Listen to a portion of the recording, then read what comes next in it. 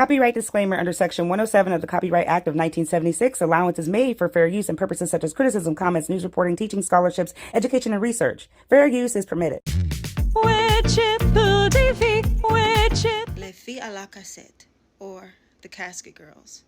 The Casket Girls were brought to New Orleans by the King of France as comfort women. Now, the idea was to repopulate the area with these French-American babies. The first group of the Casket Girls arrived in New Orleans from France in the mid-1700s. And they arrived with these small wooden trunks that favored caskets. There was myth and rumor that the caskets either carried vampires or supernatural entities, and that the girls had brought vampires with them from France, or the girls were vampires themselves. Some of this may be based on their appearance because these girls came from poor families or convents or orphanages, and it took them about 6 months to get from France to New Orleans. So when they arrived, they looked really pale, really sickly, and their skin just burned in the unforgiving Louisiana heat.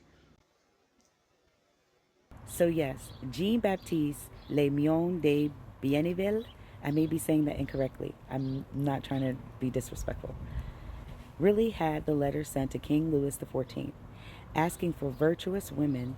And it's true, the trip was very long, very tiring. It's also included about them being ill because they traveled, so they weren't really appealing when they got here because of them being ill and stuff like that. With all that rejection, you know, they had nowhere to turn, they had nowhere to go. Some became prostitutes, some were on the streets, and then some turned to the Ursuline convent for safekeeping or help, if you want to say. Like she said, they arrived with caskets, and you better believe the Ursuline convent took them in, and when they did take them in, they took them to the 3rd floor. Now this is where they were supposed to kind of settle down, get reacquainted. So now we have these ladies on the land that are different. And went on, these nuns went up to check on them, and they found these caskets not only open but removed. There were also reports of investigators camping outside of the convent just to get a good eye on, you know, mysterious reports that were coming in to check out for themselves, you know, who these ladies were that, you know, were kind of ushered in off the streets and into this convent very quietly, right? I guess they should have minded the daggone business that pays, because these investigators ended up being mauled to death. I hope I can say that. And they disappeared.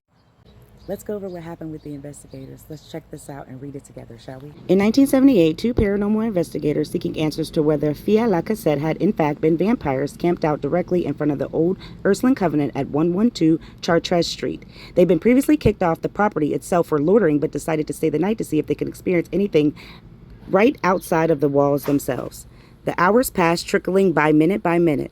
So slow was it that sleep overtook them, and in their slumber they failed to notice that the 3rd floor shutters, the same ones which had been locked shut by the blessed nails, open and shut. The recording cameras whirled to the top as the scene faded to black. The next morning, the bodies of the investigators were found. Their bodies had been torn open, ravaged as if by the claws of an animal. Their bodies drained of blood.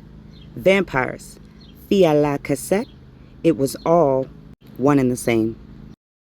Not only were these girls very mysterious in their energy, with people disappearing, caskets that were vampirina, like vampire type stuff.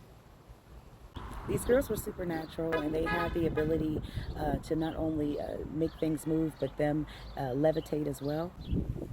All the vampire sightings that they say they saw over the years really make sense, because since the 17th century, they have apparently been there.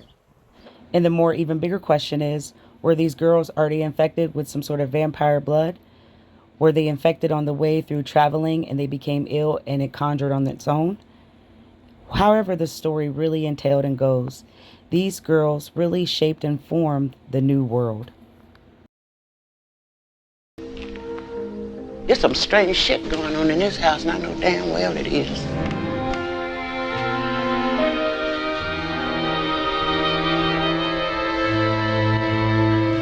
No more grieving, I'm deep.